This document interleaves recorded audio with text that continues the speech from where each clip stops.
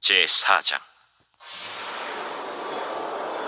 아담이 그의 아내 하와와 동침하매 하와가 임신하여 가인을 낳고 내가 여호와로 말미암아 득남하였다. 그가 또 가인의 아우 아벨을 낳았는데 아벨은 양치는 자였고 가인은 농사하는 자였더라. 세월이 지난 후에 가인은 땅의 소산으로 제물을 삼아 여호와께 드렸고 아벨은 자기도 양의 첫 새끼와 그 기름으로 드렸더니 여호와께서 아벨과 그의 제물은 받으셨으나 가인과 그의 제물은 받지 아니하신지라. 가인이 몹시 분하여 안색이 변하니 여호와께서 가인에게 이르시되 네가 분하여 함은 어찌 됨이며 안색이 변함은 어찌 됨이냐. 네가 선을 행하면 어찌 낯을 들지 못하겠느냐. 선을 행하지 아니하면 죄가 문에 엎드려 있느니라. 죄가 너를 원하나 너는 죄를 다스릴지니라. 가인이 그의 아우 아벨에게 말하고 그들이 들에 있을 때 가인이 그의 아우 아벨을 쳐 죽이니라. 여호와께서 가인에게 이르시되 네 아우 아벨이 어디 있느냐. 내가 알지 못하나이다. 내가 내 아우를 지키는 자니이까? 네가 무엇을 하였느냐. 네 아우의 핏소리가 땅에서부터 내게 호소하느니라. 땅이 그 입을 벌려 내 손에서부터 내 아우의 피를 받았은즉 내가 땅에서 저주를 받으리니 내가 밭을 갈아도 땅이 다시는 그 효력을 내게 주지 아니할 것이요 너는 땅에서 피하며 유리한 자가 되리라. 오늘 설교도 5월 가정의 달을 맞아서 가족에 관한 주제로 말씀을 나누려고 합니다. 여러분은 가족이 무엇이라고 생각하십니까? 예전에 가족이라고 하면 남녀가 혼인을 하고 또 그 사이에 자연스럽게 자녀가 태어나는 어떤 그런 그림을 머릿속에 떠올렸습니다. 그래서 가족이란 혼인과 혈연으로 이렇게 구성된 집단, 그렇게 정의를 내렸었죠. 그런데 오늘날에는 결혼보다는 동거를 많이 하고 또 재혼 가정도 늘고 있고 또 입양을 많이 하고 정자기증과 또 시험관 아기 시술 같은 것들이 늘면서 가족에 대한 이 정의를 더 이상 혼인이나 혈연으로만 특정짓기 어려운 시대가 되었습니다. 심지어 미국이나 유럽에서는 동성 결혼의 합법화가 이루어지고 또 동성애자 부부가 자녀를 입양하는 것까지 이제 합법화되면서 동성애자 부부에게 입양된 그 어린 자녀들은 엄마라고 불리는 남성과 지내고 아빠라고 불리는 여성과 함께 지내는 그런 기이한 일들이 일어나고 있습니다. 바야흐로 기존에 우리가 가지고 있던 이 가족에 대한 이 개념이 붕괴되고 다양하고도 새로운 가족이 탄생하는 그런 시대를 살아가고 있습니다. 이러한 때에 우리 그리스도인들은 성경이 말하는 이 가족의 개념을 가져야 할 것입니다. 제일 먼저 가족이라는 것이 어떻게 시작되었는가를 알아야겠죠. 우리가 이미 알고 있듯이 가족은 하나님께서 만드신 것입니다. 남자인 아담이 혼자 있는 것이 좋지 않다고 여긴 하나님께서는 여자인 하와를 만들어서 돕는 배필이 되게 함으로써 가족이 시작되었습니다. 맨날 동물만 쳐다보고 있던 이 아담은 하와를 보고 첫눈에 반했고 이렇게 프로포즈를 하였습니다. 이는 내 뼈 중에 뼈요 살 중에 살이다. 그 한때 그 박신양이라는 그 배우가 드라마에서 유행시킨 그 사랑 고백 말 중에 이런 말이 있습니다. 내 안에 너 있다. 이런 말이 있습니다. 상당히 오글거리네요. 내 안에 너 있다. 사실 이 말의 원조는 아담이죠. 이는 내 뼈 중에 뼈요 살 중에 살이라. 내 안에 너 있다. 그 말 아닙니까? 이렇게 서로 좋아서 죽고 못 살던 남녀 사이였던 이 아담과 하와 이 두 부부 사이에 엄청난 시련이 닥쳤습니다. 죄가 끼어든 것입니다. 아담과 하와는 하나님의 명령을 어기고 선악과를 따먹게 되었습니다. 하나님은 아담에게 왜 선악과를 따먹었는지 물었는데 아담은 이렇게 대답을 했습니다. 창세기 3장 12절에 보시면 아담이 이르되 하나님이 주셔서 나와 함께 있게 하신 여자 그가 그 나무 열매를 내게 주므로 내가 먹었나이다. 이 본문을 가만히 살펴보면 아담이 지금 자신의 죄를 남에게 책임 전가하고 있는 모습을 발견할 수 있습니다. 첫 번째는 하나님께 책임 전가를 하고 있죠. 하나님이 주셔서 나와 함께 있게 하신 이 말 속에 하나님께 책임 전가하는 그 뉘앙스가 담겨 있습니다. 두 번째로 아담은 자신이 선악과를 따먹게 된 것을 하와에게 또 책임을 전가하고 있죠. 여자 그가 그 나무 열매를 내게 줌으로 내가 먹었습니다. 그저 나는 수동적인 역할을 한 것뿐입니다. 여자 그가 이 말 속에 또 하와에게 책임을 전가하는 그 뉘앙스가 담겨 있습니다. 그렇게 좋아 죽고 못 살던 이 아담과 하와가 이는 내 뼈 중에 뼈요 살 중에 살이다 라고 말해놓고서는 이게 다 내 잘못입니다. 하와는 그냥 뱀에게 속은 것뿐입니다. 제가 이 하와를 말렸어야 됐는데 그렇지 못했습니다 라는 말은 절대 하지 않죠. 아담이 자기 가족의 문제를 책임지지 못하고 오히려 책임을 전가하는 그런 모습을 볼 수 있습니다. 여러분, 이것이 타락한 인간이 구성한 이 가족의 한계입니다. 타락한 인간들이 만든 이 가족의 한계요.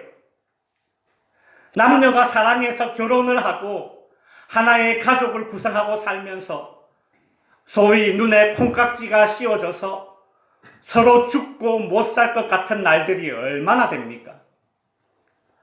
결혼생활 내내 이는 내 뼈 중에 뼈요 살 중에 살이라고 말하면서 그렇게 살아가십니까? 아니죠.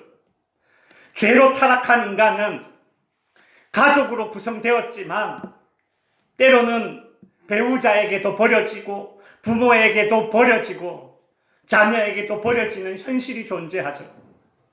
이처럼 서로를 책임지지 못할 때가 너무 많습니다. 죄인들로 구성된 가족이기 때문에 그렇습니다. 하나님은 서로 죽고 못 살 것처럼 하다가도 이 죄성이 발휘되니까 너 때문이다 이렇게 말하는 인간의 악함을 보았습니다. 타락한 인간이 구성한 그 가족의 한계를 보았죠.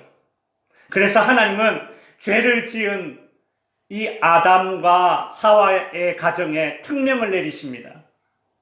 타락한 하와, 즉 여자에게 내린 저주라고 알고 있는 성경 구절이죠. 창세기 3장 16절을 보시면 또 여자에게 이르시되 내가 네게 임신하는 고통을 크게 더하리니 네가 수고하고 자식을 낳을 것이며 너는 남편을 원하고 남편은 너를 다스릴 것이니라. 타락한 아담 남자에게 내린 저주라고 알고 있는 성경 구절 창세기 3장 17절을 보시면 아담에게 이르시되 네가 네 아내 말을 듣고 내가 네게 먹지 말라 한 나무의 열매를 먹었은즉 땅은 너로 말미암아 저주를 받고 너는 평생에 수고하여야 그 소산을 먹으리라. 이 아담과 하와에게 공통적으로 요구되는 행동이 있는데 그것은 무엇인가 하면 바로 수고라는 행동입니다. 하와에게는 출산의 수고가, 아담에게는 노동의 수고가 더하여졌습니다. 여러분, 타락한 아담과 하와로 구성된 이 가족에게 하나님께서 내리신 명령은 무엇인가 하며 수고하라는 것입니다. 여러분, 아담의 수고와 하와의 수고는 죄의 결과로 주어진 징계의 성격만 담겨져 있는 것이 아닙니다. 하와가 하게 될 출산의 수고와 아담이 하게 될 이 노동의 수고는 자신만의 수고가 아니라 서로를 위한 수고입니다. 가만히 보면 그렇지 않습니까?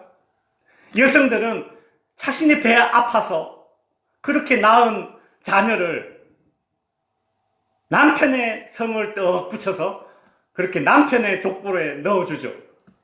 그렇지 않습니까? 아프긴 내가 아팠는데 고생은 내가 했는데 낳고 나니까 누구 아들이에요? 엄씨가 아니라 김씨가 돼버리는 거예요. 이씨가 아니라 박씨가 돼버리고. 누구를 위한 수고를 했습니까? 상대방을 위한 수고를 한 거예요. 남편도 마찬가지죠. 혼자 먹고 사는 것보다 둘이 먹고 살려면 더 땀을 흘려야 되고 3명, 4명, 5명이 먹고 살려면 땀이 비 오듯 흘러야 하는 것입니다. 하나님은 비록 아담과 하와가 죄로 말미암아서 타락하여서 책임을 전가하는 모습을 보였지만 이처럼 타락한 인간들이 이룬 가족이라 하더라도 그 안에 서로를 위한 수고가 있게 함으로써 가족의 기능을 유지하게 하셨습니다. 하나님께서는 타락한 인간들이 구성한 가족이 책임을 전가하는 사이가 아니라 서로를 위해 수고하는 사이가 되도록 하셨습니다.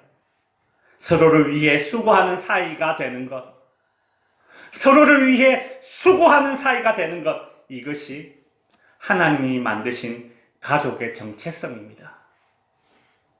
오늘날 서로를 위해서 수고하기를 싫어해서 결혼보다 동거를 택하는 젊은이들에게, 서로를 위해 수고하기를 싫어하여 외도와 이혼을 쉽게 생각해버리는 부부들에게, 수고하기를 싫어하여 어린 자녀를 방임하고 버리는 부모들에게, 수고하기를 싫어하여서 돌봄이 필요한 부모를 외면하는 자녀들에게 하나님이 그 가족들에게 바라시는 것이 있다면 서로를 위하여 수고하는 것임을 알아야 합니다. 가족의 정체성은 서로가 서로에게 책임을 전가하는 사이가 아니라 서로를 위해 수고하는 사이로 살아가는 것입니다. 성경이 말하는, 오늘 특별히 창세기 3장과 4장에서 알 수 있는 가족의 정체성 두 번째는 지켜주는 사이로 살아가야 한다는 것입니다. 오늘 본문인 창세기 4장에서는 에덴 동산에서 쫓겨난 아담과 하와 사이에 태어난 자녀들의 이야기가 나옵니다. 4장 1절에 보시면 하와가 임신하여 가인을 낳고 이르되 내가 여호와로 말미암아 등남하였다. 내가 등남하였다. 여러분, 이 말에서 하와의 자부심이 느껴지지 않습니까? 내가 등남하였다. 자녀를 출산한 그 어머니의 그 자부심이 느껴지는 말입니다. 하와는 아들을 낳고 내가 등남하였다라면서 기쁨을 외칩니다. 가인의 출생이 부모인 아담과 하와에게 얼마나 큰 기쁨이 되었는지 우리는 짐작해 볼 수 있죠. 오늘날도 볼 수 있는, 자녀를 출산한 그런 가정에서 볼 수 있는 그런 모습 아닙니까? 그리고 얼마 후에 그 가정에는 또 아들이 태어났고 그 아들의 이름은 아벨이라고 하였습니다. 두 아이가 자라서 가인은 농사를 지었고 아벨은 목축업을 하였습니다. 세월이 지나 아담과 하와, 가인과 아벨, 이 가족 구성원에 또 다른 시련이 닥쳐왔습니다. 가인과 아벨이 하나님께 제사를 드렸는데 하나님께서 아벨의 제물은 받으셨지만 가인의 제물은 받지 않으셨습니다. 그 이유가 창세기에는 명확하지 않지만 4절과 5절을 보면 힌트를 알 수 있습니다. 4절과 5절을 보시면 아벨과 그의 제물은 받으셨으나 가인과 그의 제물은 받지 아니하신지라 라고 되어 있습니다. 이 말을 통해서 우리가 알 수 있는 것은 하나님은 제물만 받으시고 제물만 보시는 분이 아니라 그 제물을 드리는 사람도 동급으로 취급하고 있다는 사실입니다. 그러니까 아벨과 그의 제물은 받으셨으나 가인과 그의 제물은 받지 않았다라고 하는 것이죠. 하나님은 제물만 받으시는 분이 아니라 그 제물을 바치는 그 사람까지도 보고 계신다는 말입니다.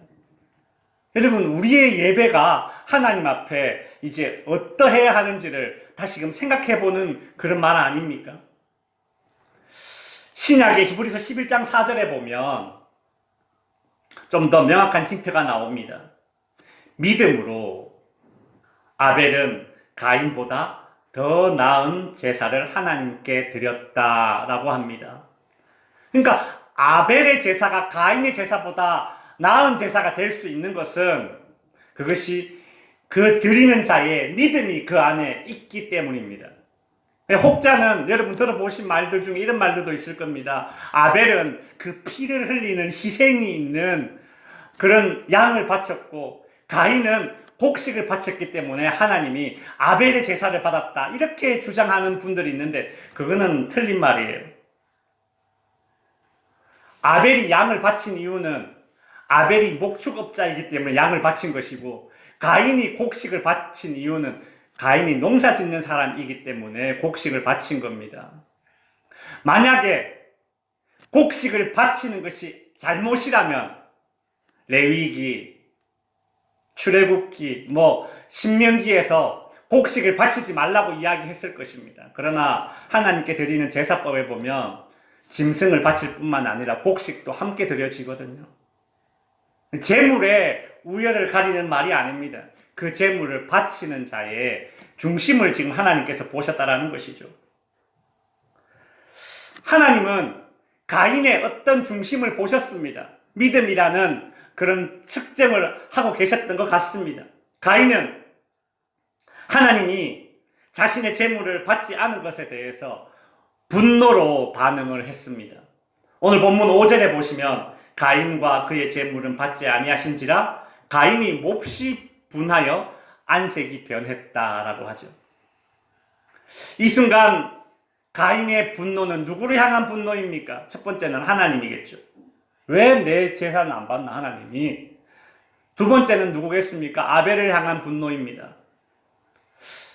마치 아담이 선악과를 따먹는 죄를 짓고 나서 다른 이에게, 즉 하나님과 하와에게 책임을 전가시켰듯이 가인도 자신의 제사가 받아들여지지 않은 것에 대해서 지금 다른 이에게, 즉 하나님과 아벨에게 분노를 떠넘기고 있습니다. 이런 가인의 태도만 봐서 제물을 드리는 이 가인이 합당치 않은 상태였다는 것을 우리는 또 짐작할 수 있겠죠. 하나님께서는 가인에게 지금 이 문제를 바로잡을 수 있는 기회를 주시기 위해서 경고의 말씀을 먼저 주십니다. 오늘 본문 6절과 7절에 보시면 네가 분하여 하면 어찌 됨이며 안색이 변하면 어찌 됨이냐. 죄가 너를 원하나 너는 죄를 다스릴지니라. 죄가 너를 원한다라는 것은 죄를 지으려는 그런 충동 욕구가 있지만 그 충동이나 욕구에 지배되지 말고 그것을 오히려 다스려라. 지금 그 말씀을 하고 계십니다. 그러나 가인은 하나님의 이런 경고를 듣고도 돌이키지 않고 더 큰 죄를 짓게 됩니다. 가인은 아우 아벨을 들로 불러냅니다. 그리고 그 들에서 아우 아벨을 쳐 죽이게 됩니다. 그날 아벨에게는 그 들에서 가장 위협적인 존재는 그 들에 살고 있는 들짐승이 아니었습니다. 그의 가족이었습니다. 가인이었습니다. 하나님은 가인에게 네 아우 아벨이 어디 있느냐? 이렇게 묻습니다. 전지전능하신 하나님께서 몰라서 묻는 것이 아닙니다. 아담에게 그러셨듯이 하나님께서는 죄를 지은 인간에게 제가 잘못했습니다 라고 그렇게 용서를 빌 수 있는 그런 기회를 지금 주시는 것입니다. 아버지 아담은 하나님께서 기회를 주었을 때에 숨었고 핑계를 대었습니다. 책임을 전가했다면 아들 가인은 자신의 죄를 은폐하고 당당하게 거짓말하는 그런 모습을 보입니다. 가인은 하나님께 오히려 이렇게 따지고 듭니다. 9절에 보시면 내가 알지 못하나이다. 내가 내 아우를 지키는 자니까? 내가 내 아우를 지키는 자입니까? 이 뻔뻔한 가인의 이 역질문에 대한 하나님의 답은 그렇다. 그렇다일 것입니다. 너는 네 아우를 해야 할 것이 아니라 지켜야 했다. 들에 온갖 위협적인 들짐승들이 있다면 너는 그것들로부터 네 동생을 지켜줘야 했다. 그게 내가 너희 타락한 인간들이 만든 가족이라는 공동체에 바라는 것이다. 이게 하나님의 대답일 것입니다. 내가 내 아우를 지키는 자니까. 성도 여러분, 죄를 지은 가인이 하나님께 했던 이 뻔뻔한 질문 속에 가족의 정체성에 해답이 들어 있습니다. 오래전에 부산대 병원에 신방을 간 적이 있었습니다. 병원 신방을 마치고 밖에 나왔는데 병원 앞에 이 잔디 심어놓은 이 화단에 어떤 한 4살, 5살 정도 되어 보이는 남자아이가 오줌을 누고 있었습니다. 화장실을 찾지 못해서 엄청 급했나 봐요. 이 조그마한 아이가 이렇게 혼자 서서 오줌을 쭉 이렇게 누고 있는 모습이 너무 귀여워서 제가 이렇게 쳐다봤습니다. 그러자 그때 그 옆에 한 6살, 7살 정도 되어 보이는 여자아이가 탁 달려오더니 오줌 누고 있는 그 남자아이와 저 사이를 이렇게 두 팔을 벌리고 탁 가로막으면서 나를 아래 위로 착 째려봤습니다. 아마 그 남자아이의 누나로 보였습니다. 보지 말라 이겁니다.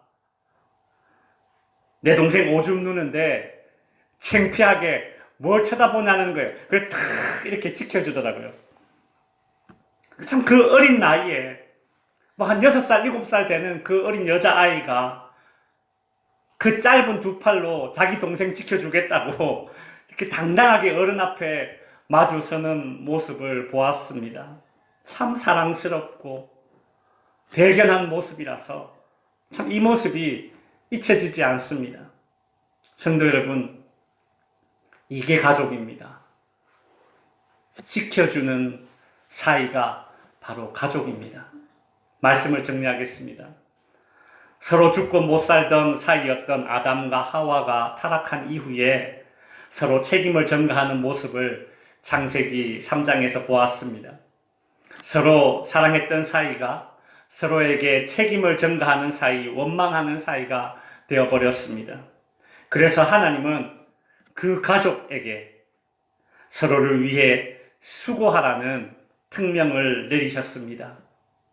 이 땅에서 너무 사랑해서 서로 죽고 못 사는 그런 완전하고 이상적인 가족으로 우리가 매일매일을 살아갈 수는 없다 하더라도 서로를 위해서 수고하는 가족이 되어야 합니다.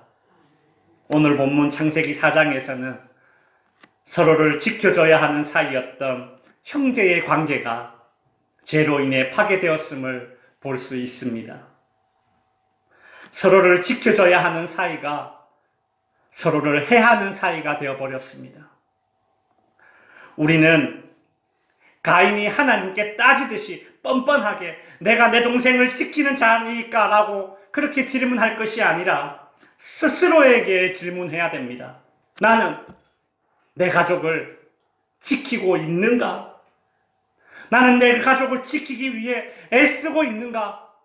하나님께 따지듯이 질문할 것이 아니라 스스로에게 질문해야 됩니다. 나는 내 가족을 지키기 위해 어떤 애를 쓰고 있는가?